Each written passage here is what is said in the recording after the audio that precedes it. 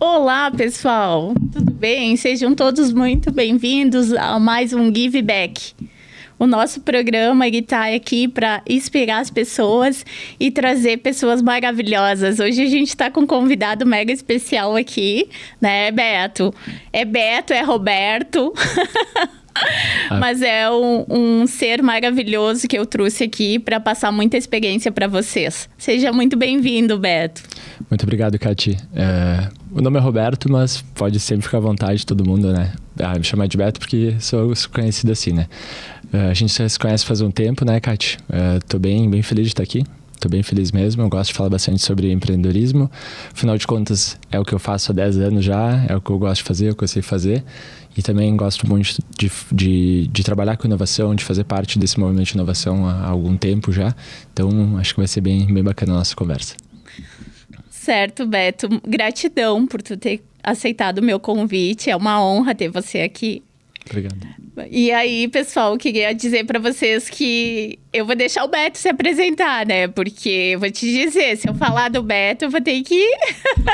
eu vou umas 2 horas aqui, mas eu quero que ele se apresente e diga, né? Porque o Beto, ele tem uma carreira e uma vida, tanto pessoal como profissional, fantástica. Tenho certeza que ele vai trazer muitas experiências, né? Muitos insights para nós hoje aqui. Beto, então, tá contigo aí. Se apresenta. Quem é o Beto, né? Obrigado. Cati, sou um homem magro, visto uma camisa cinza, cabelo compridinho, tenho 1,80 m, pele mais escura, assim. 35 anos, eu já empreendo há 10 anos. Como eu comentei antes contigo quando a gente estava conversando, né? É o que eu gosto de fazer, é o que eu sei fazer. Comecei a empreender com 24 na Global Suprimentos Industriais. Comecei a empreender por necessidade, né? Havia passado por algumas questões pessoais aí que foram um pé na bunda, digamos assim, mas foi aquele pé na bunda que me empurrou para frente. Comecei com o Douglas, que era meu sócio na época. A gente começou com R$6.000, foi o nosso capital inicial. Então a gente era bem pelado, assim. Parabéns. Obrigado. E foi na cara e na coragem. A gente montou hoje, o que hoje é Global Suprimentos Industriais, né? Que é uma distribuidora de embalagens para a indústria. Então, a gente começou bem pequenininho, foi testando, acertando, errando. A gente usa o Sebrae desde o dia 0, né? A gente começou fazendo um planejamento de negócio junto com o Sebrae. Então, depois do planejamento, isso era março, mais ou menos, de 2014. E a gente programou para abrir no dia 14 de julho de 2014. Foi na segunda-feira após o término da Copa do Mundo do Brasil. Né? Então a gente imaginava que esse momento ia tomar da economia do Brasil. Na verdade não foi bem por aí, né? Foi onde começou a derrocada. Mas foi ali que a gente deu o nosso start, né? E eu gosto sempre de falar isso também, né? A gente nasceu no meio de uma crise. A gente nasceu na crise de 2014, né? Naquele segundo governo já da Dilma. Então foi bem complicado todo o nosso momento. E a gente, de lá para cá, a gente só viveu crise.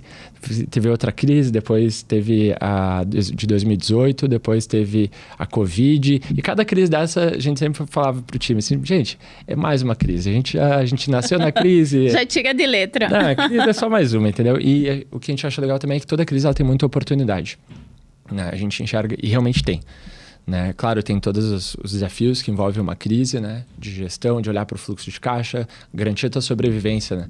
Mas quem sobrevive a uma crise normalmente fica muito mais forte depois dela. A gente aprendeu isso também nesses processos. Então, começamos a Global Suprimentos Industriais em 2014. Em 2016, nós montamos uma startup, chamava Agente G. Era um marketplace B2B, né? Era como um mercado livre voltado para a indústria. Ele rodou de 2016 a 2018. Né? Acabou não dando certo. A gente, no final de 2016 e 2017, na verdade. No final de 2017, início de 2018, a gente decidiu encerrar porque a gente não tinha mais energia, o negócio não estava dando certo. Mas foi uma experiência muito boa. Trouxe bastante conhecimento, né? A partir daí voltei a minha energia para a Global. A gente tocou ela até o final de 2021, onde a gente começou a montar o que hoje é a Urupê, que é uma startup que hoje a gente toca, né? Que é uma startup voltada para a gestão de resíduos industriais. E ela iniciou então em julho de 2021.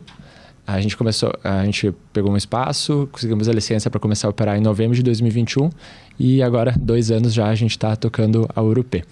Então, falando um pouco sobre a minha trajetória aí de empreendedorismo, ela tem sido foi essa, muito mesclando o empreender no tradicional e ao mesmo tempo pensando em como inovar e criando algumas soluções relacionadas a isso, né? Hoje ainda sou um dos fundadores, ainda sou sócio da Global, já não atuo mais nela, né? Porque hoje eu estou com uma energia 100% focada na URP. Então acho que é mais ou menos para apresentar por aí. Beto, tu empreendeu muito cedo, né? Sim, comecei com 35 anos e começou bem cedo aí. E quais foram os teus desafios, né? Na hora de começar, como é que tu chegou a ter uma startup? Como que deu clique? Como é que foi esse teu momento de empresa tradicional? Desde empresa tradicional também, porque a empresa tradicional tu começou a Global. Mas qual foi... Tu disse que já começou direito, né? Porque pegou ao Sebrae e fez o plano de negócio. Algo que é muito difícil quando eu dou consultoria e mentoria nas empresas, eles começarem do jeito certo, né? Começarem com planejamento, com um plano de negócio bem estruturado para saber mapear, né, todos os processos. Sim. Eu acho que um grande diferencial... eu venho de uma família empreendedora. Acho que isso, eu sempre quis empreender, sempre quis ser meu próprio negócio, né? Meus pais, eles tiveram uma lancheria durante toda a minha vida e eu cresci dentro da lancheria. E meu pai é um cara bem brabão, assim, bem típico gringo caxiense, né? E daí eu queria fazer as coisas dentro da lancheria e falava, não, aqui com a comando me, praticamente era isso que ele falava, né? Daí eu falava, tu quer fazer, o dia que tu quiser fazer alguma coisa, tu faz o seu negócio. Daí eu, então tá bom, um dia eu vou ter meu negócio. E foi mais ou menos por aí, né? E como eu comentei, eu aprendi por necessidade, né? A primeira vez. Tinha perdido minha carteira de motorista, eu trabalhava dirigindo, trabalhava com o meu carro, né? Em função disso, eu fiquei meio desamparado. Chamei um sócio pra gente conversar e a gente foi moldando, assim, o que se tornou a Global. Então, a tua pergunta foi quais desafios que eu tive, né? O primeiro desafio foi não ter dinheiro. Não tinha recurso, né? Nem eu nem meu sócio tínhamos recursos, nós não tínhamos dinheiro. Mas, ao mesmo tempo que a gente não tinha dinheiro, eu acho que quando a gente não tem muita opção, isso acaba te empurrando pra frente. Né? E eu, particularmente, não tinha muita opção. Né? Então, tinha que fazer aquilo tinha que dar certo. Não tinha muita opção na frente. Se der errado, eu faço outra coisa. Não, tinha que dar certo. Então, tu já tinha veia empreendedora, né, Sim. Beto? Sim. Então, só foi mais um empurrão. Tu foi em busca do conhecimento, na verdade, né? Eu queria já empreender, só que eu não tinha tido a oportunidade ainda. E daí foi ali, cara, eu preciso fazer alguma coisa. Falei com o Douglas, se tornou meu sócio, né? Ele tinha o negócio que ele trabalhava na época, ele falou, dá para nós abrirmos isso com pouco dinheiro. Falei, apareceu a oportunidade. Cara, agarramos aquilo com unhas e dentes, né? Uma coisa que me ajudou na questão do planejamento que tu falou, eu acredito, é ter formação contábil, né? Eu tenho formação em contabilidade, trabalhei alguns anos em escritório de contabilidade, com controladoria também. Mas eu não queria mais voltar para aquilo. Porque quando eu comecei a trabalhar com escritório, meu sonho era abrir um escritório. Só que quando eu trabalhei num escritório durante 4 anos, eu falei, eu nunca vou querer abrir um escritório. Porque é muito chato. É muito chato. Né? Contabilidade, respeito muito os contadores, né? Afinal, nossa classe, né? Mas para mim não me serviu porque é muito rotineiro. Né? Eu trabalhava no departamento contábil de fato. Então, tu inicia o mês, tu tem X empresas para fazer. Tu pega a primeira empresa, tu executa a contabilidade dela. Guarda ela, pega a segunda e assim tu vai. Até que chega o final do mês, tu concluiu todas as tuas empresas que tinham que fazer a contabilidade. Aí tu faz o quê? Tu pega a primeira de novo e começa a fazer ela de novo. E tu faz isso ad eterna. É um processo de rotina, rotineiro, 100%, total, 100%. operacional. E eu não gosto de rotina. Não gosto de rotina mesmo. Eu falei, eu não quero mais trabalhar com contabilidade. Não, posso trabalhar com alguma coisa da área e tal, mas não queria mais. Então, me abracei naquela oportunidade, a gente foi fazendo. Então, a falta de dinheiro foi bem desafiadora. Eu não tinha dinheiro, não tinha crédito no mercado. Meus pais não tinham grana para me emprestar também. Eu lembro como se fosse hoje. O primeiro empréstimo que a gente fez foi com o Banco do Povo, foi R$2.500. Isso lá em 2014. Então, assim, cara, era tudo muito sofrido, tudo muito difícil. Não tinha dinheiro para absolutamente nada. Se eu te mostrar depois a foto do primeiro dia lá, a gente tava numa salinha que era um caixa que tinha sido explodido do Santander, que a gente alugou por R$175 por mês no primeiro mês. A gente tinha as paredes estavam tudo meio rebocadas, ainda meio úmida, e a gente pegou e fez... imagina, era julho de 2014, julho é inverno em Caxias do Sul. Nós não tinha nem forro, e era um zinco em cima. Então tava... Nossa, foi assim... tudo muito difícil, tudo sem estrutura, sem conhecimento, mas como a gente não tinha muito, como digamos, queimamos as pontes, sabe? A gente queimou as pontes, não tinha pra onde voltar, tinha que ir pra frente. Então a gente foi fazendo, as coisas foram dando certo, porque tanto eu quanto o meu sócio, a gente estava muito engajado em fazer aquilo dar certo, né? A gente tinha contatos, a gente estava com muita vontade, a gente é inteligente também, né? A gente buscava as alternativas. E uma das coisas que se fala muito, pode parecer meio batido, mas é tu ter a resiliência, né? Porque é muito difícil empreender, né? Disciplina, né, Beto? Também. É que a vida te bate muito forte quando tu empreende também, né? Porque daí, tu faz teu plano, lá teu planejamento, bota no Excel, não, se eu vender tanto, lá no final vai sobrar tanto e tal. Cara, o Excel é ótimo, né? Ele aceita qualquer coisa que tu vai botar lá. Só que daí tu começa na vida real, ela começa a te dar problema, porque tudo dá problema. Né? Tem um concorrente que ele começa a te olhar, ele começa a esmagar a margem dele para não deixar tu tomar os clientes, porque faz parte do mercado. Aquilo que tu tinha imaginado que ia acontecer não acontece. Enfim, acontece um monte de imprevistos. E se tu não tiver muito claro que tu acredita, se tu não acreditar muito naquilo que tu tá fazendo, não tiver muito claro para onde tu tá querendo ir, aquilo começa a te derrubar, até que chega um momento que tu acaba eventualmente desistindo, né? E muitas vezes tu desistir no meio da caminhada faz parte. Só que às vezes tu desiste sem ter chegado até o final daquilo, né? Então, até ontem eu estava lendo um livro que tratava a respeito disso. Tá tudo bem às vezes tu desistir, porque tu não consegue mais, da mesma maneira que eu desisti lá da minha startup em 2017. Porque eu não tinha mais energia para tocar aquilo, eu não acreditava mais naquilo que a gente estava fazendo. Chega em um determinado momento que realmente, né? Mas às vezes a gente só dá uma fraquejada. Então, cara, empreender é muito desafiador, né? E como a gente comentou antes, acho que inovar, tá sempre pensando também como é que tu encontra novas formas de novos caminhos ali no empreender. É uma coisa que também te mantém motivado a continuar. Né? Continuar batendo até que tu conseguir chegar no ponto de... É isso que eu ia comentar, Beto. Quando tu começou, por tu ser uma pessoa nova, e tu foi direto para a indústria, né? E a gente sabe que o ramo da indústria é um ramo fortíssimo. Ainda mais aqui na nossa região, na nossa cidade. Então, como que tu fez com que as pessoas, os mais velhos, os mais antigos, que já tivessem na indústria, aceitassem, tivesse essa aceitação do teu processo, do teu produto, porque era algo novo também. Eu não sei se tinha outras empresas focada, tipo a Global, quando tu iniciou aí. Vamos lá, a Global, ela é uma distribuidora, quando a gente começou, era uma suprimentos para a indústria. Então a gente fornecia desde embalagem, equipamentos de segurança, broca, macho, fresa, ferramentas elétricas, manuais. Então a gente pegava um escopo bem grande de produtos. E a gente começou a bater nos clientes e, cara, um produto tradicional. Né? Então ele não tinha muita inovação. Só que o que a gente viu uma oportunidade lá é que os compradores de indústrias de grande porte aqui da região tinham dificuldade de comprar produtos que não eram do dia a dia deles. Então a gente começou a encontrar, a gente chegou a vender ar-condicionado, televisão, microfones, coisas do dia a dia que muitas vezes os fornecedores normais não atendiam. Então eles começaram a buscar a gente, ter a gente como uma referência para isso. Então ali a gente viu que tinha uma oportunidade. Né? Tinha alguns produtos que não estavam no escopo tradicional. E daí a gente pensou, vamos focar nisso. E a gente focou, foi aí que nasceu a nossa primeira startup, porque a gente focava em trazer esses produtos que não são do dia a dia do comprador. Só que a gente também, nessa jornada de 2 anos lá, a gente aprendeu que tinha muitos motivos porque tornava isso tão difícil. Ainda mais lembrando que a gente está falando de 2016, 2017. Faz mais de 5 anos já que isso aconteceu e o mercado era muito diferente do que é hoje. Né? O Mercado Livre não emitia nota fiscal como ele emite hoje. Né? As empresas lá eram uma terra meio sem lei, tu vendia só com cupomzinho, etc. Então era uma outra realidade. Então ali, quando a gente quebrou a primeira startup e não deu certo, eu voltei para dentro da Global já com o mindset virado.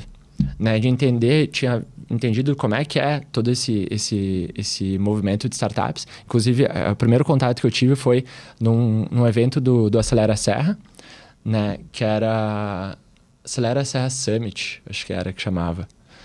Então eu tive lá... um dos primeiros, né? Se não foi o primeiro, não sei. Isso, um dos primeiros. Foi em 2016, acho, 15 ou 2016. Que era um evento bem pequenininho. E eu tive lá, a primeira vez que eu vi o termo startup foi lá. E eu me encantei por aquilo. Eu falei, não, é isso que a gente quer fazer. E daí a gente fez. Né? A gente rodou tudo, tentamos buscar investimento, não conseguimos na época. Então a gente trilhou toda a jornada. A gente pivotou, contratamos desenvolvedor, a gente fez todo esse ciclo, mas não deu certo. Quando a gente encerrou isso, o que ficou muito claro para mim? Dá para inovar para fora, criando um produto novo para o teu cliente, mas dá para inovar para dentro. Dá para pegar e dentro do teu negócio, mesmo sendo ele uma startup ou não, dá para tu inovar dentro de casa.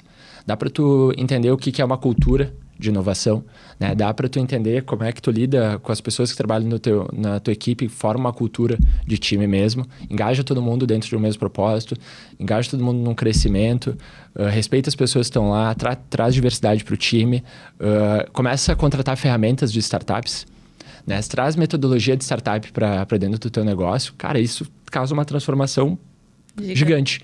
Então, eu tentei fazer uma startup, não deu certo, mas o mindset ficou dentro da minha cabeça. Então, eu foquei toda a minha energia e a Global estava passando um momento bem delicado. Lá em 2018, quando a gente decidiu encerrar a startup, porque eu descapitalizava a minha empresa para investir na startup. Né? Então, a gente focou toda a energia e a Global ela cresceu mais de 100% no primeiro ano. Né? E a gente cresceu mais de 100% durante 3 anos, inclusive na pandemia. Então, foi assim, foi muito bom. A gente entendeu que aquilo funcionava. Só que a gente tentou sair do estado do Rio Grande do Sul com a distribuidora, e daí eu vi que para ir para outras regiões precisava montar novos CDs. Eu não estava com vontade de fazer novos CDs. Então, eu entendi, cara, a Global é uma empresa para o Rio Grande do Sul. É para atender o estado, a gente tem uma logística que funciona aqui, a gente consegue vender para esse mercado, vamos focar aqui e fazer isso de uma maneira eficiente. Mas isso não me completava, digamos assim, eu queria novos desafios, né? Eu gostava e já enxergava a Global como uma empresa mais sólida. A Global foi uma escola para ti e aonde tu queria mais. Tu viu que tu podia fazer. Primeiro passo, né? É se provar para si mesmo, eu consigo. Uhum. Né? Tu provou tanto para o teu pai, que tu dizia, vai lá e faz teu negócio, Sim. como para ti mesmo, que eu coloquei uma empresa a acontecer, eu fiz acontecer e agora aquilo lá não me basta mais, eu quero mais. Eu sou um pouquinho assim também, né? Eu acho que a gente tem esse espírito de empreendedorismo na veia e tu sempre quer deixar um legado cada vez mais forte, né? E tem que tocar teu coração, teu propósito, senão não adianta, né, Beto? Tu fez uma leitura muito legal. É bem por aí mesmo, Kátia.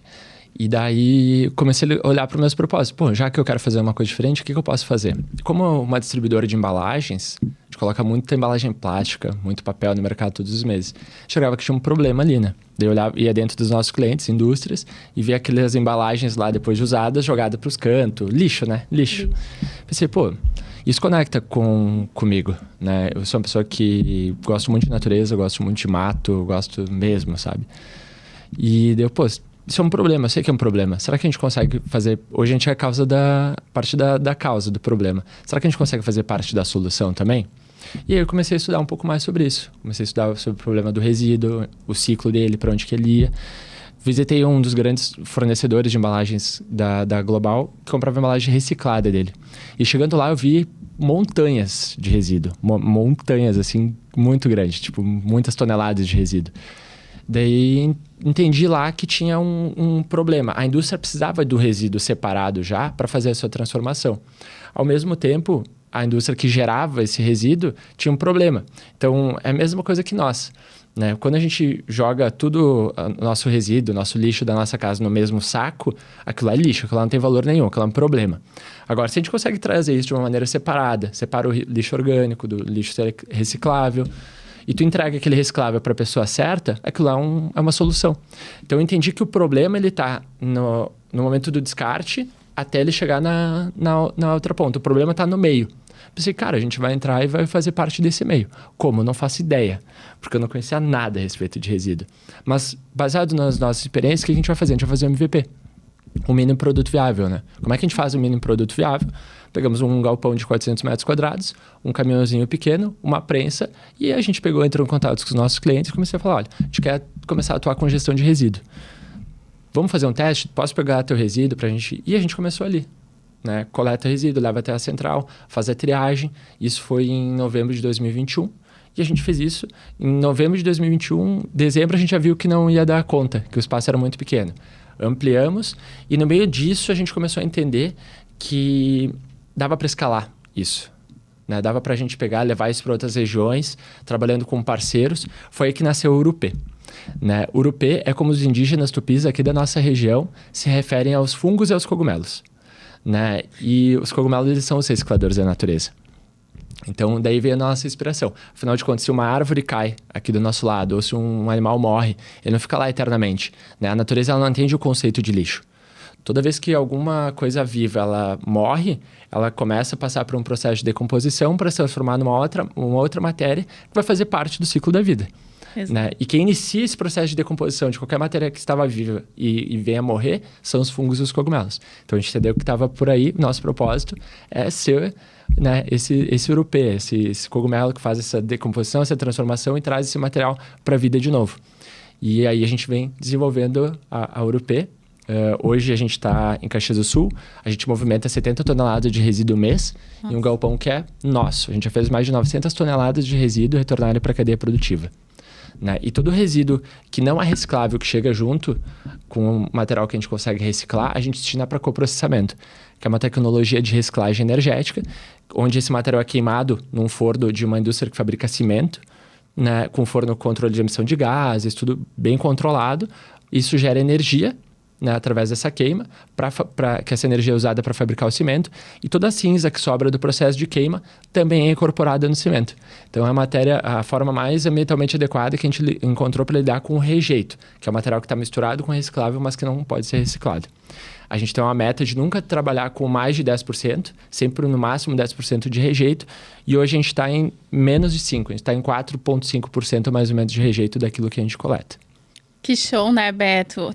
Vendo tu falar assim, tu não ajuda só a tua empresa, né? Hoje a Urupê, ela não é só uma startup, mas tu ajuda a comunidade, tu ajuda o país através do meio ambiente, né? Tá dentro das ODS da ONU ali, com sustentabilidade, economia circular muito forte, né? Que o pessoal vem falando muito, mas eu entendo que pouca gente ainda sabe o que é economia circular. E depois eu vou pegar o gancho, pedir para tu explicar um pouco para a população, para quem está nos escutando, o que é economia circular e como é que tu faz esse processo dentro da tua empresa, né? Mas vendo todo esse processo, a gente traz uma reflexão assim, de que forma eu posso atuar dentro da minha empresa conscientemente, né? De que forma eu posso ajudar? Hoje a gente está vendo várias catástrofes ambientais acontecendo porque vai faltar água. Vai faltar a mata já não está dando conta por causa do desmatamento. Está acontecendo. E olha que nós temos uma região muito próspera aqui, Sim. né? Graças a Deus a gente está na Serra Gaúcha, aonde ainda tem uma vazão muito grande. Mas aí tu sobe para São Paulo, para o Rio de Janeiro, tu já não se sente, o ar não é mais o mesmo que aqui. Sim. Quando eu vou em reuniões, eu vou em algum evento em São Paulo, como eu vejo que eu quero sair daquela cidade voando. Claro, voando eu vou sair, né, de avião. Mas eu digo o quanto antes, porque aquela fumaça, aquele ar, não é puro que tem aqui. Sim. E é um processo, né, Beto? Então, tendo essa reflexão, tu já nasceu muito focado no que tu queria, baseado nos teus princípios e valores, né? Sim. A gente vê todos esses movimentos, né, de o que aconteceu no Vale do Taquari, o rio subindo, etc., são movimentos que vão se repetir, né, porque os ciclos da natureza eles estão sendo mudados de uma maneira muito rápida por nós, né, e muito disso é pela necessidade de nós, seres humanos, consumirmos mais recursos naturais para suprir as nossas demandas por vidro, por plástico, por combustível, por energia, por tudo. Né? Então, engatando com a tua pergunta a respeito da economia circular, a economia circular ela visa isso, né? Fazer com que a gente precise retirar menos recursos da natureza, reutilizando recursos que a gente já extraiu. Afinal de contas, a gente vem de uma lógica linear. O que é a lógica linear? Que foi como a economia vem lá desde do princípio, lá de Ford, etc. A gente extrai qualquer matéria-prima do meio ambiente, seja petróleo ou qualquer tipo de material, extrai ele, transforma ele numa matéria-prima menos bruta, né? Vamos trazer o ciclo do plástico, então. Tu extrai o petróleo, transforma o petróleo numa resina plástica, a resina plástica se transforma numa garrafa de plástico, por exemplo. Essa garrafa de plástico, ela tem um ciclo de vida. Digamos que ela vai ter um ciclo de vida, desde o momento que ela tu invasou a água lá até ela ser consumida, 1 semana, 15 dias. Após esse ciclo de vida, esse material ele perdeu o seu sentido, porque ele já cumpriu a sua função. Se ele perdeu o sentido, ele se torna lixo. E ele vai para algum lugar. Né? Esse lugar ele pode ser para um rio, pode ser para um aterro, pode ser queimado, pode ser algum lugar. Né? E essa é a lógica linear. Tem um início, um meio e um fim. A lógica circular ela vem para quebrar um pouco isso, né? E mudar a nossa visão a respeito de como as coisas devem ser. Então, vamos seguir a mesma lógica. Extrai o petróleo, transforma isso numa resina vira a garrafa d'água cumpre o seu ciclo de vida de 15 dias. Ao final disso, em vez dela ser descartada, ela é segregada e retorna para a cadeia produtiva mais uma vez. Então, ela vai ser lavada, moída e transformada num outro material.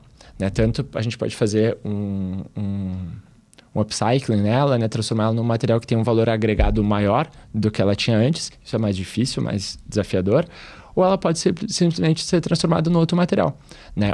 A resina PET, por exemplo, das garrafas PET que a gente conhece, ela já pode ser colocada, inclusive, em contato com alimentos. A gente já tem tecnologia aprovada pela Anvisa, onde todas as garrafas da Pepsi, por exemplo, já vêm com resina PCR. Chama PCR, pós-consumo do recycle. É material que já foi reciclado.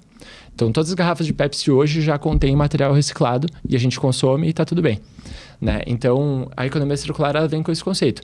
Pegar com que qualquer tipo de material, seja uma roupa, seja um tênis, seja um microfone, um copo, tudo pensar em como é que tu traz circularidade para esse resíduo. Né? E um dos propósitos da URP é trazer circularidade para os resíduos. Né? E hoje a gente está focado nos resíduos pós-indústria. É importante a gente falar que existem resíduos pós-consumo e resíduos pós-indústria. E ambos são problemáticos. Né? Então, pós-consumo é o quê? A garrafinha d'água. Ela foi produzida, ela cumpriu o seu papel. Ao final, ela gerou um consumo, consumiu a água e tu gera um descarte. Então, pós-consumo. A roupa, tu consumiu ela, tu descartou ela ao final. Uma embalagem de um alimento, etc. Tudo pós-consumo. Mas tem um resíduo pós-indústria também. A indústria, todo o processo industrial, ele gera resíduos, né? E esses resíduos eles precisam ser tratados. Qualquer indústria gera algum tipo de resíduo. Então, a URP ela se especializou em tratar resíduos pós-indústria. Né? E o nosso objetivo é evitar que resíduos pós-indústria parem em aterros sanitários.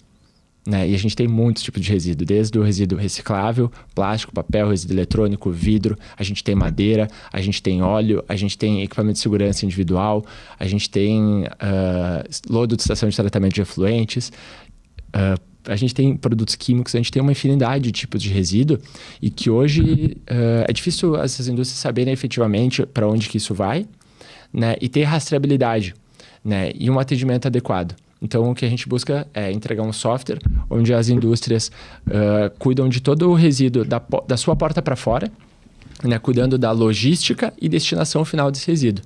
Onde essas indústrias, se elas passarem por uma auditoria ou uma ISO, alguma coisa assim, elas precisam saber onde é que foi parar o resíduo delas, elas acessam a nossa ferramenta, elas conseguem enxergar todo o ciclo.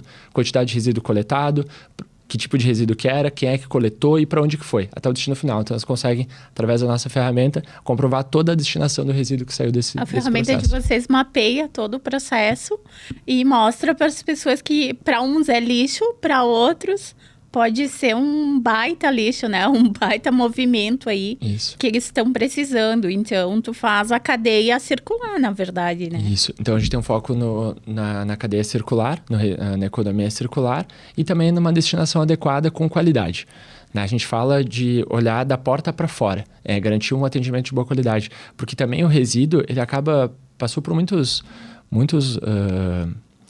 durante muito tempo ele foi negligenciado. Se tu parar para pensar, a indústria inicial, ela não tinha preocupação com o seu resíduo. Ela gerava o resíduo e ela descartava o seu resíduo no mar. Descartava o resíduo cavava um buraco atrás da empresa, enterrava lá e ninguém dava bola, porque a gente não entendia o impacto que isso causava. Com o passar do tempo, começou a se entender que isso causava problemas, né? Com a evolução da sociedade, problemas ambientais, esse ambiental retornava para a gente. Afinal de contas, era a nossa água que estava contaminada, eram os nossos animais que estavam morrendo, os peixes daquele rio que estavam morrendo. Então, a gente começa a ter legislação, começa a obrigar essas empresas a darem um destino adequado. Então, a gente vem nessa pegada de ajudar essas empresas a cada vez melhorarem suas destinações e terem uma comprovação.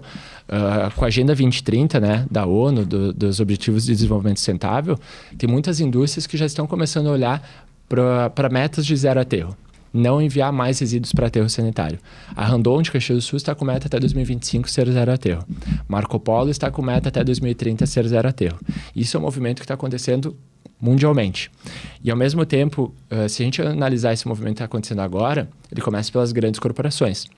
Mas qual que é o segundo passo após a corporação, dentro da sua casa, ter se tornado zero aterro? Qual que ela vai querer fazer depois? Ela vai querer evoluir para passar esse conhecimento para as próximas gerações, né? Exato. E isso vem através da sua cadeia de fornecedores. Não adianta eu ser zero aterro se os meus fornecedores não são zero aterro. Não adianta eu estar fazendo a coisa certa se quem me fornece não faz a coisa certa também. Então, da mesma maneira que lá atrás a gente viu o movimento da ISO 9001, né, da qualidade. Primeiro, as grandes empresas fizeram o quê? Qualidade dentro de casa. Após isso, começaram a exigir qualidade e ISO 9001 dos seus fornecedores. Esse é um movimento que a gente acredita muito que vai acontecer nos próximos anos. As grandes indústrias estão se posicionando como zero aterro, não queremos mais enviar resíduo para aterro sanitário, buscando alternativas para a destinação desse tipo de resíduo. E a partir do momento que ela se torna, nós vamos começar a exigir isso da sua cadeia de fornecedores. E é um movimento muito bom, né? Para todo mundo. Né, Beto? E a gente vê quantos projetos ajudando pessoas que estão precisando da própria caixa de leite. A gente vê que eles fazem para os moradores de rua, né? Quanto eles ocupam se a gente tiver consciência de como descartar o nosso lixo. Então, a base, e eu ensino isso para o meu filho, começa dentro de casa. Com certeza. Né?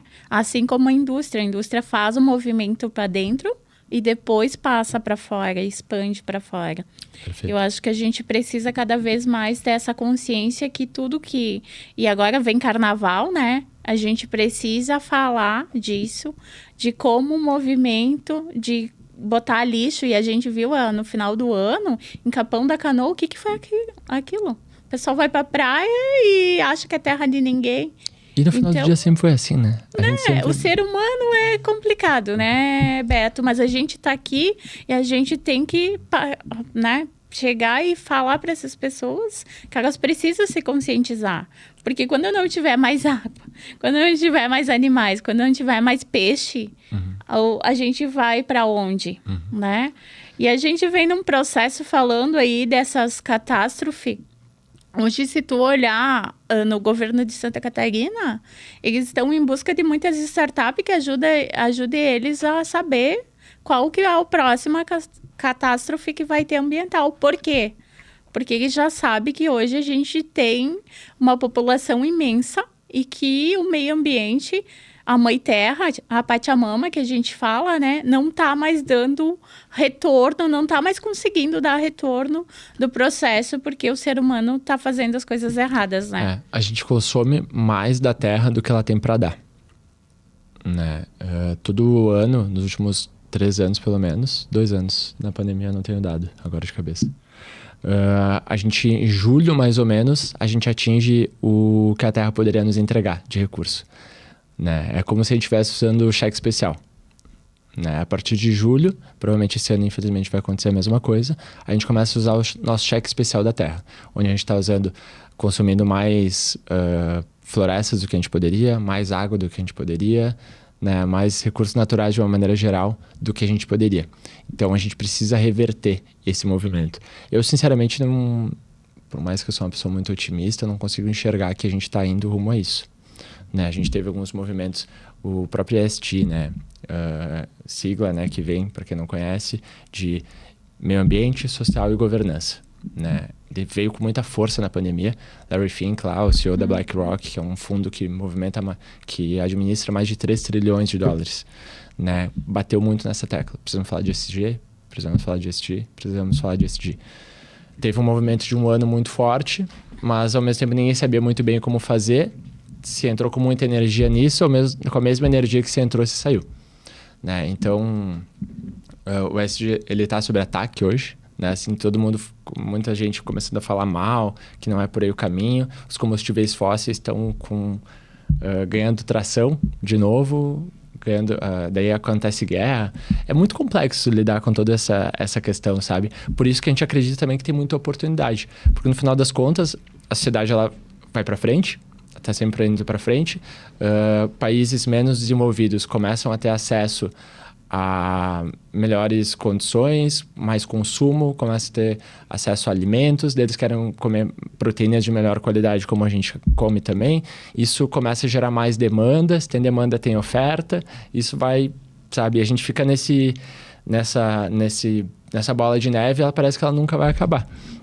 Né? O que eu enxergo disso, Beto, é que o ser humano ele evoluiu muito em tecnologia, em inovação, né, em criatividade, ele está enxergando de uma outra forma, só que ele baixou muito moralmente, né? Eu acho que a parte moralmente do ser humano, porque os antigos, se tu fosse ver teus avós, os meus avós, os índios, eles cuidam muito da natureza, né? E eles sempre cuidavam. Tanto é que eu tenho um amigo meu na Noruega, que é o Chico Matos, que tem os vídeos dele e tal. Ele estava no Brasil, faz recente, estava em Passo Fundo. E ele conta para nós que eles podem caçar, eles têm licença de caçar lá. Mas eles caçam somente por precisão. Então, eles abatem um animal por ano. Digamos assim, para ele se manter o ano inteiro com aquele alce, sabe? Que eles matam. Sim. E eles pedem permissão, né? E tem todo um processo, né? E aqui a gente vê muito capitalismo, né? Muito consumismo. Eu quero, tá sempre consumindo. Mas, afinal das contas, o que isso te leva, né? Olhando todo, o global, como é que a gente faz reverter isso? A gente vê que o capitalismo é a corrente rodando, não adianta a gente querer, nesse momento, lutar contra isso, a gente precisa entender como é que a gente lida com isso, né? Tem algumas correntes, como o próprio capitalismo consciente, né? Que é um movimento que acontece no Brasil inteiro aí, que começa a pregar, né? Que dá para tu tratar as coisas de uma maneira capitalista, mas dá para tratar a coisa cuidando do meio ambiente, cuidando da sustentabilidade, cuidando das pessoas, né? E o ESG ele vem muito nessa pegada. E conectando com tudo que a gente vem para trazer aqui, né? Tem muita oportunidade para se empreender dentro das linhas de ESG. Né, cuidando do meio ambiente, do social e com práticas de governança. Então, fica uma provocação também para quem está ouvindo a gente. Né? A gente está aqui no Rio Grande do Sul, né, Kátia? Então, a gente tem um cluster bem bacana de startups que estão lidando com a questão de problemas relacionados a resíduo. Né? Então, tem a gente, tem a Meu Resíduo, tem a Trashin, tem a Green Thinking, tem a Comércio Sustentáveis, que é um outro podcast bem bacana, sustentabilidade também. Cara, e a gente está no movimento, todo mundo querendo crescer junto, colaborar um com o outro, né? Então, eu enxergo, assim, que tem muita oportunidade nesse mercado. Vou trazer um dado que é interessante. No Brasil, a gente gera mais de 82 milhões de toneladas de resíduo. 82 milhões de toneladas de resíduo todos os anos, sólidos. E do que poderia ser reciclado, que é bem menos do que 82 milhões, a gente recicla menos de 4. Então, a gente tem 96% do que poderia ser reciclado hoje no Brasil que não é reciclado. Será que não tem um problemão aí para a gente resolver? Né? Então, será que não tem espaço para nascerem outras startups, nascerem outras alternativas? Né? E a gente está falando só de um pequeno problema, um grande problema, mas de uma pequena fração do que é o problema da sustentabilidade no Brasil. Né? Tem muita oportunidade. E a gente, como Urupê, não nasceu como uma startup. Né? A gente nasceu fazendo uma coisa tradicional, uma coisa que não escala, resolvendo um problema real, que é o problema do resíduo. Mas como eu já tinha o mindset de empreendedorismo de inovação, de querer montar algum negócio que escale, todo o meu viés ele já foi olhando para como que dá para fazer para escalar isso. Né? Então, a gente foi recentemente acelerado pela UOL, recebemos o investimento deles, que é uma aceleradora de Porto Alegre. Estamos bem contentes com isso, inclusive. A gente vem passando por algumas mentorias agora. A gente está abrindo uma unidade em São Paulo, no ABC Paulista. E em agosto, nosso objetivo é abrir uma em Joinville. Então, a gente está em Caxias do Sul, que é o segundo maior polo metal mecânico do país. Estamos abrindo agora, a gente está dentro do UpLab do Senai, lá em São Paulo. E estamos abrindo... Porque como é que atua o UruP nessas regiões? A gente atua através de rede de parceiros. Por exemplo, como é que tu escala um negócio? A gente está falando de inovação. Como é que tu escala um negócio que trabalha com reciclagem? Não tem como tu fazer o download do resíduo num ponto e o upload num ponto e o download no outro. Tu demanda de caminhão, tu demanda de infraestrutura, tu demanda de pessoas. Não tem, né? Então, como é que tu faz para escalar um negócio desse? A gente lá atrás, a gente não tinha essa resposta, mas a gente queria fazer. Qual que é o modelo de escala? A gente vai para uma região nova, como a gente foi para o ABC. ABC Paulista, São Caetano, São Bernardo, Santo André, Diadema, mais algumas cidades. Vinícius é de lá, né? O Vinícius de lá, conheço ele. O Matsumoto também. O Matsumoto também. E, então, como é que a gente foi? A gente mapeou as cidades presentes, mapeamos quais são as reciclagens que já existem na região. Começamos a entrar em contato com elas, encontramos uma que tem uma capacidade produtiva boa, tem todas as licenças para operar. E colocamos uma possibilidade de parceria com ela, para ela receber o resíduo e dar destino. Triar e lançar as informações na nossa ferramenta. Ela topou. A partir disso, a gente começa a prospectar indústrias que queiram dar um destino adequado. Como é que a gente faz? A gente coleta esses resíduos através de um sistema de uberização dessas coletas. A gente cadastra motoristas que tenham um caminhão pequeno, um caminhão médio e que estejam disponíveis para fazer as coletas. Quando a gente recebe uma demanda de coleta de um cliente nosso, a gente dispara para esses motoristas quando que é a data de coleta, se eles têm disponibilidade, eles dizem que tem. Eles vão lá, coletam o resíduo, levam até o nosso parceiro reciclador. Então, a gente está fazendo esse sistema e agora a gente começa a ir para resíduos que não são recicláveis também. Resíduos de lodo de estação de tratamento, resíduos perigosos, contaminados. Daí a gente tem cadastrado outras empresas que também trabalham com gestão de resíduos, mas outros tipos de resíduo. Então, a gente começa a centralizar toda a saída de resíduos dos nossos clientes geradores, que são indústrias, dentro da nossa ferramenta.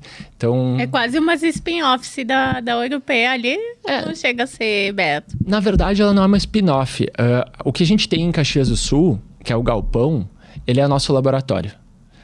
Onde a gente faz todos os experimentos, onde a gente aprendeu e a gente aprende todos os dias como é que se faz gestão de resíduo de verdade.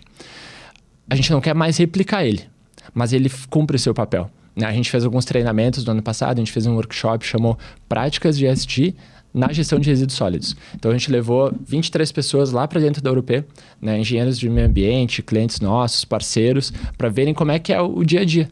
A gente deu todo um treinamento para eles, depois a gente fez um tour dentro da UruP, então eles conseguem ver no dia a dia como é que funciona isso de verdade.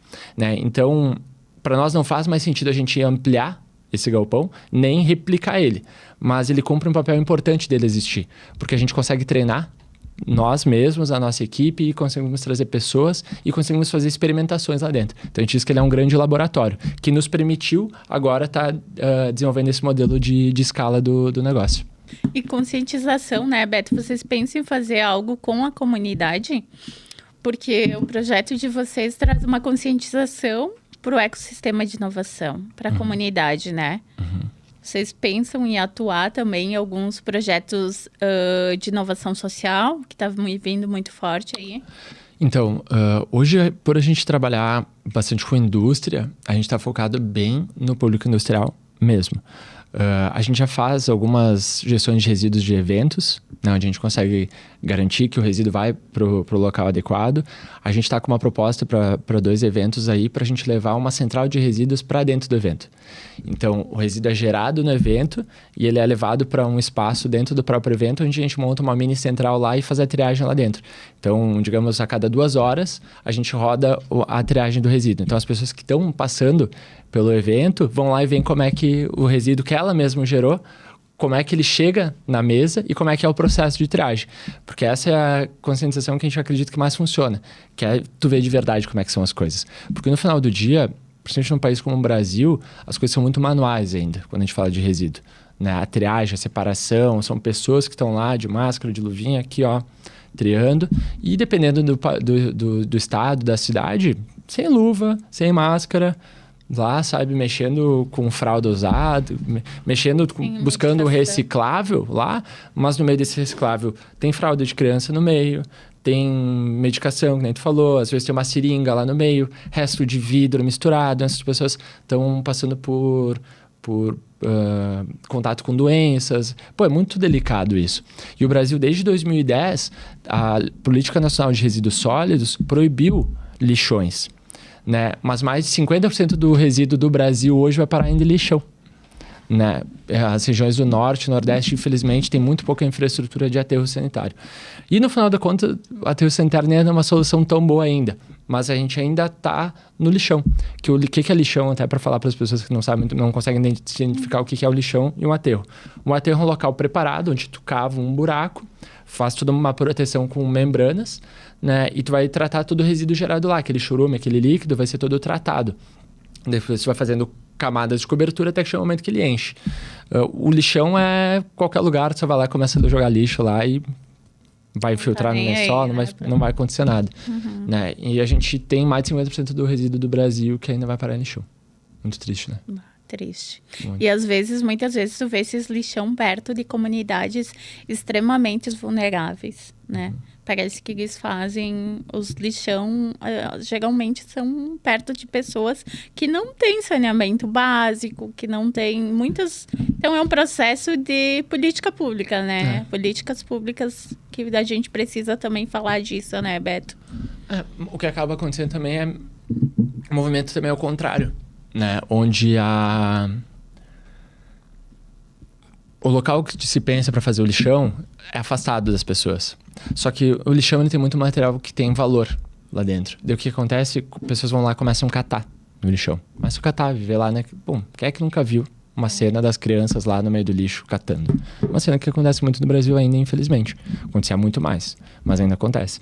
Então começa a formar pequenas comunidades, vilas ali ao redor, né? Que daí, faz uma casinha, daí tu vai lá, sai de manhã, vai trabalhar no lixão, leva o resto de comida, de lixo para dentro, se alimenta daquilo, ao mesmo tempo queima algum material que tu chega lá para te aquecer, para cozinhar o teu alimento, vai tirando coisas de lá para construir a tua própria casa, e daí um vai pro outro, daí monta uma pequena reciclagem lá no cantinho, compra um carro velho, começa a movimentar, porque é sobrevivência, né? Acho que a maior capacidade da vida, né, do ser humano também é a adaptação. Né? A vida se adapta em qualquer tipo de ambiente. E as pessoas que estão precisando sobreviver, elas enxergam aquilo como uma forma de sobrevivência. Se adaptam àquele estilo de vida. As necessidades que trazem adaptação, né, Beto? E como, falando de empreendedorismo e de inovação, que é o nosso tema hoje aqui, muitas pessoas, a gente fala de empreendedorismo, mas o que é empreendedorismo de inovação, né? Acho que a gente tem que passar um pouquinho de como uma mente ela já tem um mindset de inovação, de empreendedorismo e de inovação, como é que ela atua diferente de outras empresas que não têm essa mentalidade ainda? Basicamente, eu acredito que parece meio clichê, né? Mas é aquele pensar fora da caixa, né? É sair do pensamento comum, né? Se permitir pensar fora do comum, do tradicional, né? Entender qual que é acima daquela espuma, né? O que dá para fazer de diferente aqui? E que nem eu comentei no começo, não precisa montar uma startup, né? Tu pode também, né? Se quiser. Mas não precisa montar uma startup. Mas dá para tu começar a te conectar com esse meio de inovação. Acho que é muito importante fazer esse movimento de se aproximar e começar a conversar com esse pessoal, começar a entender como é que é a forma de pensar, né? Começar a trazer ferramentas, né? Aprimoramento de processos internos, isso causa uma evolução num negócio assim que é fantástico. Começar a usar sei lá, um Trello que seja, uma ferramenta para prospecção, começar a automatizar, porque aí tu começa a ter dados, né? Acho que a inovação está muito relacionada à nossa capacidade de mensurar as coisas e quantificar e trazer dados para aquilo, né? Tu começa a formar informações e a partir das informações que tu entende, tu começa a tomar decisões melhor embasadas, né? E é isso que diferencia uma empresa que não inova de uma empresa que, na minha opinião, assim, que não inova. Um olhar para dados, né? Querer ter controle sobre as coisas, informações, né? E as ferramentas desenvolvidas nos últimos anos por startups, elas nos permitem esse olhar. Elas nos permitem inovar de uma maneira inicialmente bastante básica, que é dentro do nosso próprio negócio, né, melhorando nossos processos internos, para daí depois que a gente começa a entender melhor isso, a gente começa a olhar para fora. Então, beleza, dentro de casa eu já entendi como é que isso funciona. Como é que eu posso inovar no meu produto? Como é que eu posso inovar no meu serviço?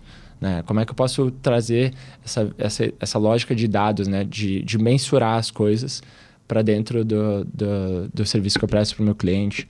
Acho que é Como é que eu trago essa energia de colaboração dentro da minha equipe, né, Beto? Também. Porque eu acho que essa sinergia que faz com que a tua empresa ande. Porque hoje, para uma empresa crescer, tu precisa de equipe e tu precisa de... Não é nem de equipe, é de pessoas com quem tu possa contar que estão junto aí, vivendo o teu propósito junto contigo, né? Que tu não precise também estar toda hora... Cada um sabe o seu papel. E aí tu tem que dividir também, né? Tem que entregar as responsabilidades, dar autonomia para essas pessoas, tomar as decisões, dar para ela a possibilidade de errar, que tá tudo bem errar, faz parte. Se tu não, uma das principais coisas é tu entender que tá tudo bem errar. Né? A gente vem de uma região aqui, de uma cultura muito rígida, né? Conservadora, rígida, né? Muito punitiva muitas vezes, né? Então, assim, se tu dá autonomia para uma pessoa, para ela fazer o que ela acha. Ela vai lá, ela erra e tu pune ela, tu xinga ela, tu humilha ela, que é coisa que acontece às vezes. Cara, tu acabou de matar a inovação dentro do negócio. Não vai mais acontecer, porque ela não vai mais se sentir à vontade. Criatividade, né, da pessoa. Isso. Né? Então a gente precisa entender que a gente precisa dar a possibilidade para as pessoas errarem, para elas experimentarem. Né? E a gente precisa se permitir também errar, né? Acho que a primeira coisa é a gente entender que a gente pode errar, que faz tudo bem, tá tudo certo. É que a gente não se torna um CEO, um diretor de uma empresa do dia para a noite, né? A gente vai trilhando o nosso caminho e conforme a nossa jornada, que nem é os tombos, né? É os tombos que fazem a gente aprender como a gente é capaz e com as dores que a gente vai passando, a gente vai ficando cada vez mais maduro e melhor. Né? E a gente consegue passar isso de uma forma leve para as pessoas, porque é isso que a gente precisa. Tu não precisa ser duro, tu não precisa maltratar ou pisar em alguém, porque tu é CEO, porque tu é um diretor de uma empresa, porque, né? Porque isso não faz parte de uma cultura de inovação, do empreendedorismo dentro.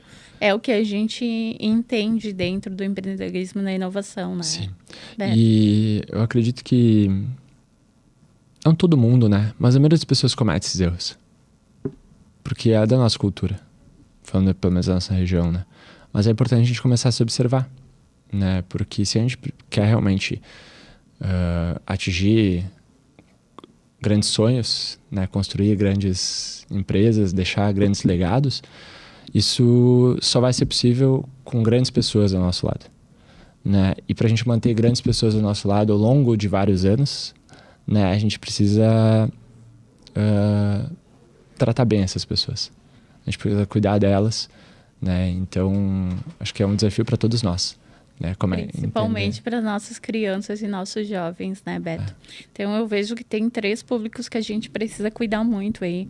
Que é nossas crianças, os nossos jovens, nossos adolescentes e nossos idosos. Porque hoje, com a qualidade de vida que tem, com a tecnologia que tem, a gente pode durar muito tempo. Se tudo der certo, né? A gente vai viver longe. Certo, né? A gente vai longe. Então, eu acho que isso também requer um trato, um mindset diferente, olhar para dentro e ver o que eu estou fazendo hoje para ajudar esse processo no mundo, né? E aí vem toda a parte de qual é a minha missão de vida aqui, qual é o meu legado que eu quero deixar. Então, eu acho que é um baita legado, Beto. A Europei que tu tá trazendo, tu já trouxe com esse mindset da Global, já veio, né, através do empreendedorismo aí. E agora que a Europei tu pode expandir e escalar, que nem tu disse, muito mais, né? Porque tu tá falando de algo que, olha só, 82% tu falou? A gente era 82 milhões de toneladas de resíduo. Nossa, e do que poderia ser reciclado, a gente recicla menos de 4. Então, a gente tem 96% de oportunidade de material que não vai para o lugar certo. Que vai parar no lixão, que vai parar num aterro, vai parar no rio, no córrego, no oceano, né? 96% de problema, 96% de oportunidade. E o que tu enxerga, Beto, que a gente possa mostrar para as pessoas do empreendedorismo que o que a gente vê muitas vezes. As empresas, elas não duram 2, 3 anos, né? Qual é a preparação que tu vê que está faltando para que essa pequena startup ou essa pequena empresa, esse pequeno empreendedor, ele começa, mas a gente não vê força, ele não persiste, não tem oportunidades. O que será que está faltando para esse empreendedor que não flui? Eu acho que é muito difícil. É muito difícil mesmo. É muito difícil empreender. Exige muito estômago em diversos momentos, né? Não quero desincentivar ninguém, mas empreender não é para todo mundo.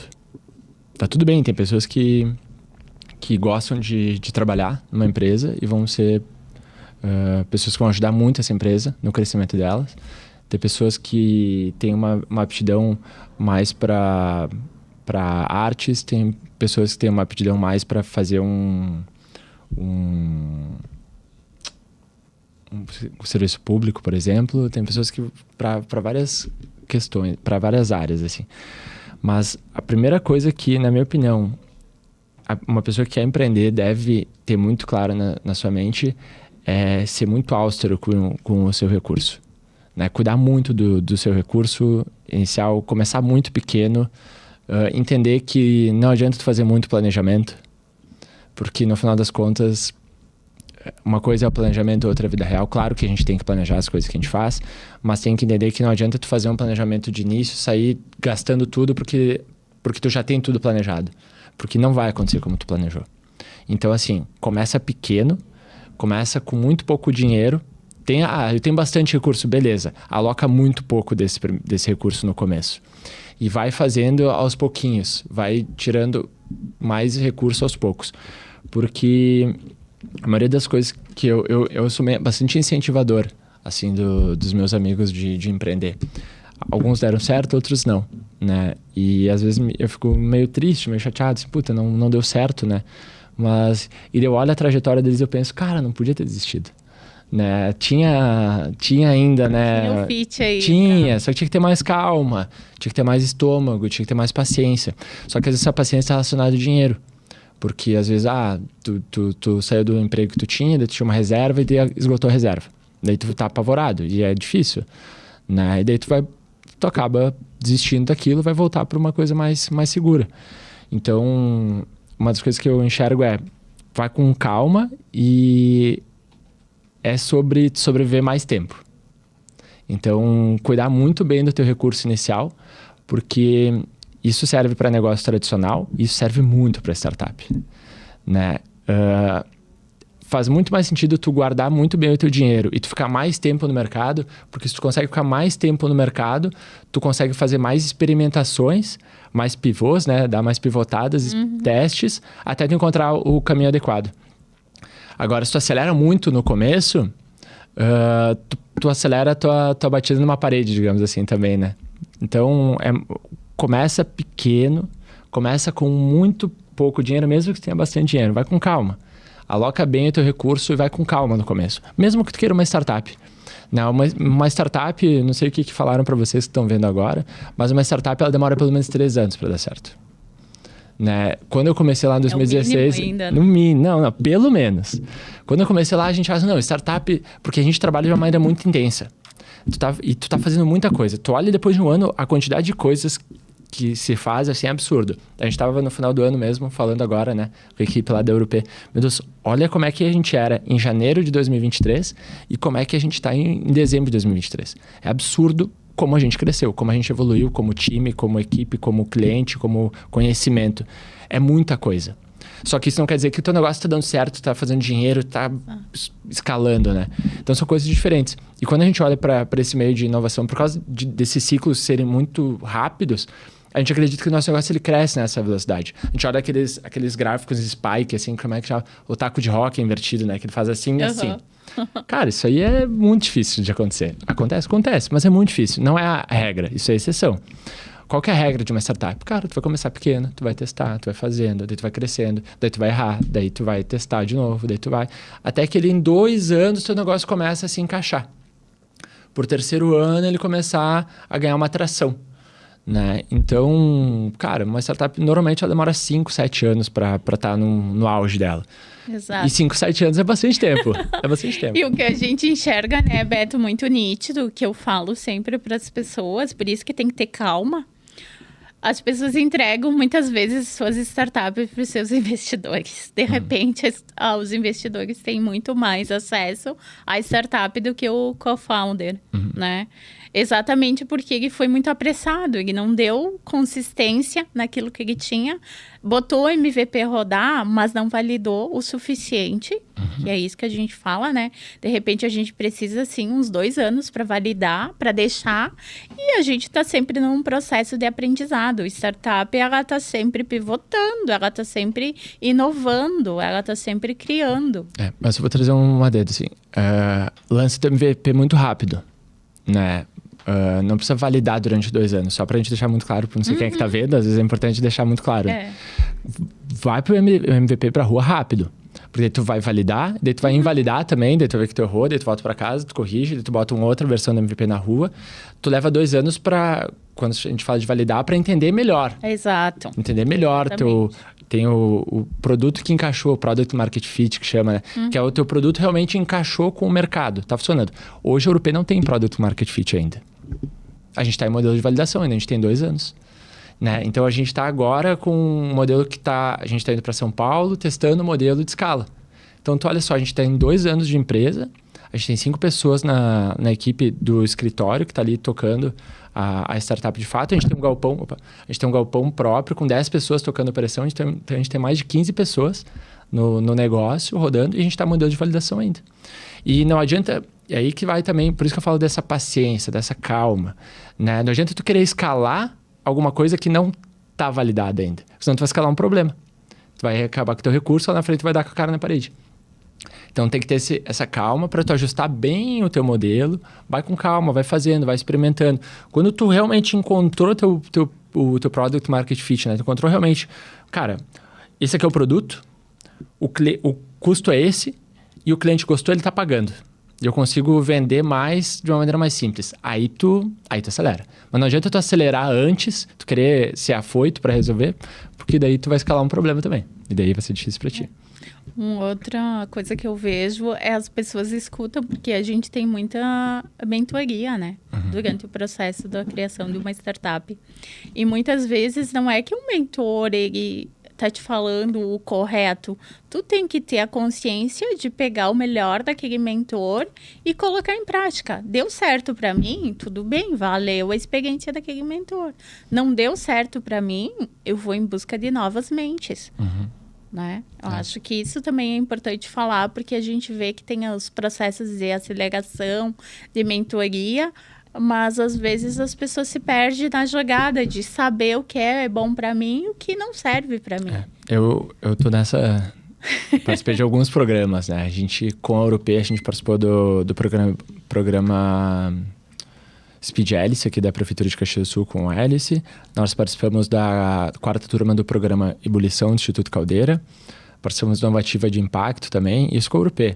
Com a gente participou de vários outros programas também. Então, tem uma casca já, né? De ter conversado com muito mentor.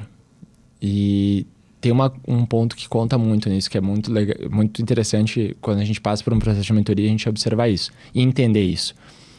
O mentor não tem skin in the game, que chama, né? O mentor não tá com o dele na reta. Vamos falar em bom português, né? O nosso tá na reta, o do mentor não tá na reta. Então, ele vai lá, ele vai dar as opiniões dele, baseado nos conhecimentos dele. Mas se der certo, quem vai dar certo é para nós. Se der errado, vai dar errado para nós. Ele, se der certo, legal. Ele mentorou uma startup que deu certo. Deu errado, fez parte. Agora, é o nosso que tá na reta mesmo. Então, como tu comentou bem ali, é entender, escutar bem, absorver ao máximo e tentar colocar aquilo dentro da nossa realidade. Agora que a gente está tendo uma mentoria diferente, a primeira vez, né, com um mentor que é investidor nosso, aí ele tem skin in the game. Aí tu vê que ele se doa muito mais pro processo. Né? A gente está sentindo isso agora, assim, tu vê, pô, foi uma mentoria bem diferente, né? Ele quer muito mais. E não é que os mentores não queiram também, mas a gente também já mentorou, né, Kátia? A gente sabe como é que é. Cara, tu tá lá, trabalho voluntário, né? Buscando dar o nosso melhor, ajudar também, mas é diferente. Tem que dar o relação, né? fit, né? E eu vou te dizer que eu já mentorei tanto ganhando, cobrando, como mentora também da parte de sem ganhar nada, né? Total voluntário. Sim. E como faz diferença quando tu vê fit a tua mentoria com o negócio, que é isso que tu tá falando desse mentor. Ele tem fit com o negócio de Total. vocês. Sim. Ele já passou por algum momento em alguma empresa pelo processo que vocês passam. Trabalho um dos mais É importantes. total Desculpa diferente. te interromper. Dá o clique. Sim, né? um dos que a gente tá tendo mais fit agora é uma pessoa que trabalha 28 anos dentro da Steel, né? Então, uma indústria, conhece bastante o processo, sabe, conhece bem, vai nos ajudar a fazer experimentos também, sabe? Então, olha como é legal, né? Pegar uma pessoa que realmente te ajuda nesse processo. Cara, a mentoria é fantástico, faz muito sentido, é muito legal a gente contar, porque muitas vezes também a gente tá tão dentro da caixa, digamos assim, né? Que a gente não consegue enxergar para fora dela. Às vezes uma pessoa de fora, ela consegue ter uma visão que agrega, né? E isso é importante tu falar, Beto, porque eu não fico sem mentor. Tanto do meu processo pessoal como empresarial, eu vejo muito isso, que eu preciso de alguém que eu esteja aí me espelhando e que ele me faça evoluir, que ele me dê o clique. Então, hoje eu sempre tenho alguma das minhas pessoas, agora eu tô com o Álvaro ali, até posso falar, o Álvaro da comunidade que tá lá em São Luís Gonzaga, que tem uma monstra experiência de vida, né? Ele se especializou em adolescente, mas ele tem uma experiência para passar como um todo, assim, a gente está sempre trocando ideia, assim como o Espina, assim como o Cris, várias pessoas que eu tenho acesso aí que já passaram por processos bem delicados, né? Porque a gente sabe que empreender é solitário. Tanto quando tu tá iniciando no processo de empreendedorismo, né? Porque daí tu tem que ser uma liderança, ao mesmo tempo, então, se tu tem uma liderança, tu tem pessoas abaixo, né? E dependendo do processo da tua liderança, tu vai se sentir muito solitário, porque essas pessoas, elas estão esperando algo em troca, né? Então, tu tanto empreender no início, como o alto escalão também, um diretor de uma grande empresa hoje, ele também se sente muito solitário. E essas conexões que fazem todo sentido de tu ter alguém com quem tu possa realmente dizer, me dá o teu ombro aqui, porque eu tô precisando de uma opinião sua. E dentro disso que tu tá comentando, é mais solitário ainda quando tu empreende com startup. Porque não tem tanto empreendedor assim de startup, né? Passando pelo que a gente passa. A gente conversava sobre isso até no começo, né? Antes de entrar no ar, né? Sobre a gente estar numa Caxias do Sul, uma cidade com 500 mil habitantes. Quantas startups tem em Caxias do Sul? Né? Quando eu tenho meus problemas lá, com quem que eu posso conversar a respeito disso, né? É diferente, os desafios de um CEO de uma startup são diferentes dos desafios de um negócio tradicional, né? As formas de escala, os problemas que tu tem são diferentes, né? Não que, tu conversar com o CEO de uma empresa não vai te ajudar no processo, ajuda, mas muitas vezes também a gente não tem acesso a eles. Não vão falar a mesma linguagem. Eu acho que falta muito isso, né? Eu venho batendo na tecla porque o give back, o que é o give back, né? É deixar um pouquinho, passar um pouquinho de conhecimento para as pessoas, deixar um legado para a comunidade, devolver um pouquinho para a comunidade o que a comunidade te trouxe, né? E foi por isso que eu criei o give back, para ter essas conexões, para realmente conseguir atingir muito mais pessoas através da web, né? Que o nosso podcast aqui, ele passa tanto no Deezer, como no Spotify e como no YouTube, né? Então, é para ter um pouquinho mais, dar um pouquinho para as pessoas que não têm acesso a essas informações. Com certeza, hoje, Beto, tu trouxe aqui muita informação sobre um determinado assunto, que é empreendedorismo, mas trouxe muita bagagem de resíduo, de economia circular. Com certeza, tem muitas pessoas nos escutando que não sabiam o que era economia circular e nem empreendedorismo da inovação, né? Na inovação, como é que eu ajo dentro, né? Quais são os processos? Com certeza, lá dentro dos teus setores, nada é... eu faço parte de compras aqui, eu não sei nada o que está acontecendo lá na produção. Eu tenho vendas aqui, mas não se conecta com marketing. Com certeza, com essa mentalidade que tu tem, já está muito diferente. Fez toda a diferença dentro do teu processo por causa disso, né? Não tem parede, né? Todo mundo junto. Todo mundo... É uma sala, todas as mesas elas ficam ordenadas de uma maneira...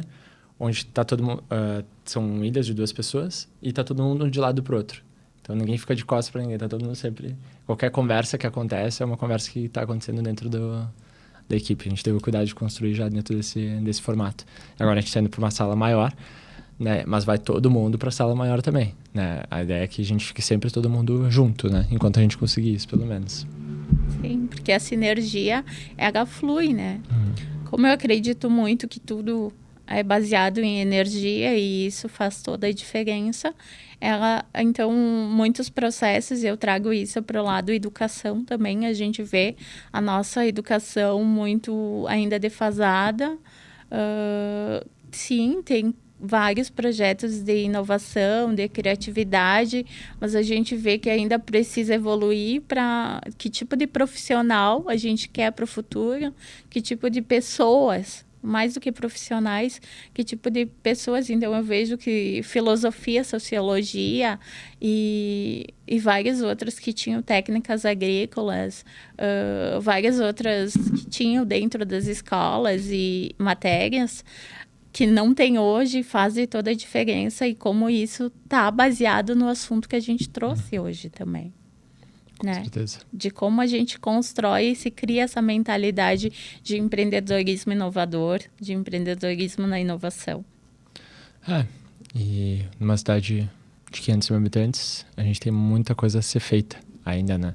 Eu acho que tem atores, né? Tem um podcast, né? Tem o Giveback aí ajudando também nessa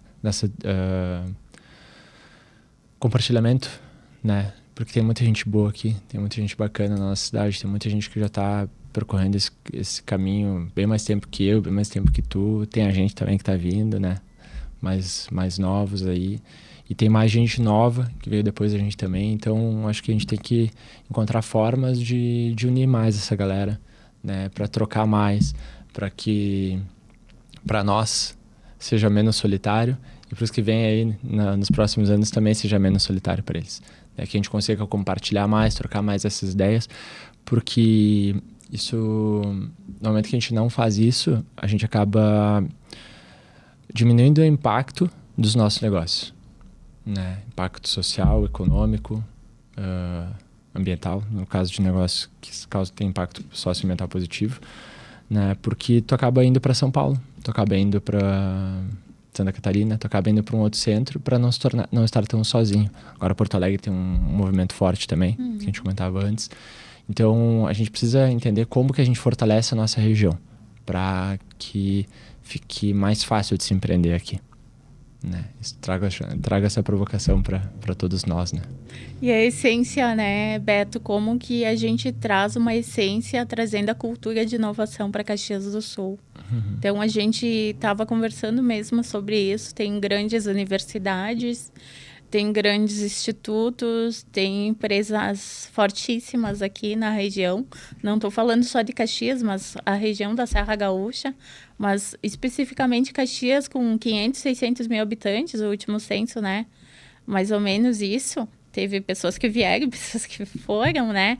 Mas como é que a gente retém esses talentos para que os empreendedores não se sintam tão sozinhos aqui, né? Consigam fazer essas trocas, consigam evoluir e deixar cases de sucesso aqui para nossa cidade. Então, eu acho que tem um movimento que a gente tem que pensar nas hélices ali. Então, é o governo que tem que agir? É o governo que tem que agir, é as instituições, é as universidades, que são as instituições. Mas como é que quem está com esse acesso na mão, né? Eu estou fazendo a minha parte aqui com o Give Back. Mas o que está acontecendo? Quais os movimentos nós temos na cidade hoje que faça isso acontecer? Que faça que o empreendedor se sinta realmente valorizado, tenha senso de pertencimento para se manter em Caxias do Sul. Eu acho que esse é o desafio que a gente tem que deixar aí, né? Fica essa provocação. Essa provocação para os próximos ali que venham a gente fazer essa pergunta e ver também como é que eles se sentem, né? Aqui no nosso município. Tanto em pertencimento como acolhimento, né? E como incentivo também, né? Que a gente precisa. Com certeza. Beto, então, eu acho que a gente vai... Não sei se tu quer dar mais alguma palhinha daquilo que a gente conversou, se tu lembra de mais alguma coisa que tu quer expor aqui. A gente é um livro aberto, eu falo, né? A gente deixa as pessoas falarem e expor a sua... que precisa. O que eu vou trazer, então? Vou fazer um merchanzinho, né? Eu sou... Para quem quer se conectar, eu gosto bastante de conversar. Também tenho, empreendo há bastante tempo, então se tiver alguém aí que estiver precisando de alguma ajuda, alguma mentoria, alguma troca de ideia, às vezes só conversar um pouquinho a respeito de empreendedorismo, de inovação, pode ser da área de resíduos também. Meu Instagram é @beto.angonese, né? Rede social da URUP é @urup.eco, né? @suprimentos.global também da Global Suprimentos. Hoje a gente está contratando um desenvolvedor para a nossa equipe, então se tiver alguém que trabalha com desenvolvimento, seja pelo menos pleno, full stack, se identifique com os propósitos da URUP, chama a gente aí que a gente está buscando uma pessoa que queira integrar a equipe e ajudar a gente a fazer mais impacto no mundo. De uma maneira geral, Kátia, eu tenho só a te agradecer, foi bem gostoso estar aqui a gente conversando, acho que a gente tratou assuntos bem importantes, né? E espero que a gente possa ter outras oportunidades mais lá na frente. Beto, então, olha para essa câmera e deixa uma mensagem aí para as pessoas. O que tu quer deixar de mensagem desse movimento que a gente falou? Tudo isso que a gente falou, o que tu quer deixar para as pessoas? Uma mensagem. A gente tem um grande desafio nos próximos anos, né? A gente está dentro da Agenda 2030. Hoje a gente está em 2023, a gente tem 2024 agora. A gente tem 6 anos ainda pela frente para atuar. Muito provavelmente a gente nem consiga atingir os objetivos que a gente precisa, mas a gente precisa dar o nosso melhor. Então, vamos fazer a nossa parte, né? Vou falar pela parte que mais me toca, né? Cuida da segregação de resíduos dentro da tua casa. Coloca um saco azul.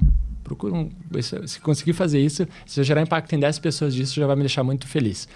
Vai no mercado, compra um saco azul, né? E coloca todos os recicláveis, todos os materiais plásticos, de papel, metálicos, vidro, todos esses materiais, coloca dentro de um saco azul grande, envolve ele e coloca lá no container lá do reciclável, que isso vai facilitar bastante a reciclagem para as pessoas lá na ponta.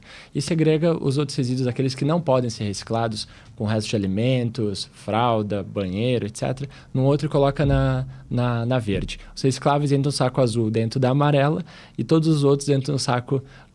Pode ser uma saquinho de supermercado, pode ser um saco preto, pode ser qualquer um, dentro do saco do container verde. Se eu conseguir impactar 10 pessoas que talvez não fizessem isso, mas comecem a fazer a partir de agora, já vai me deixar muito, muito feliz.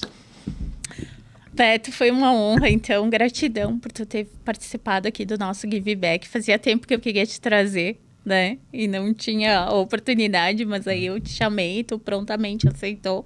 Bacana. O meu convite. Então, só gratidão por tu ter vindo aqui. Muito grato mesmo de estar aqui. Parabéns pelo podcast. Eu acho que vai cada vez mais causar mais impacto e gerar mais coisas positivas para a nossa comunidade. Merece, parabéns. Obrigada e espero te ver daqui uns 6 meses de volta aqui conosco. Vou contar mais coisas. Tamo junto. Valeu, Kátia. Tá certo. Muito obrigada, pessoal. Então, foi um prazer estar com vocês aqui. Sigam o Give Back, né? @podcast Give Back nas nossas redes sociais, Instagram, Facebook e LinkedIn. E também no nosso YouTube, @Give_Back.